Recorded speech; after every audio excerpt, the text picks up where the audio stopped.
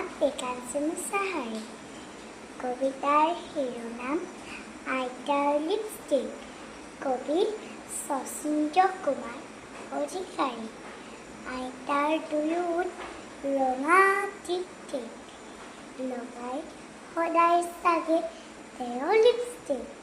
পিছে ক'ত পাই কোনে দিয়ে কিনি, মনে মনে আনি দিয়ে ককাই কিজানি। এই বুলি কথাষাৰ সুধিলোহে গৈ, হাঁহি হাঁহি আইতাই ঢেক ঢেক কৈ।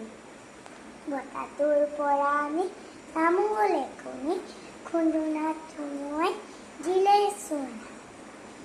তামোলৰ গুৰিখিনি মুখত ভৰাই হাঁহি হাঁহি আইতাই হেলেঙি লগাই।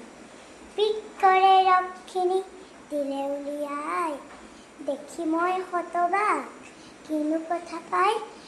ৰঙা চিঙা পৰি গ'ল ওঠ আইতাৰ, লিপষ্টিকতকৈচোন এই ৰং ছাৰ।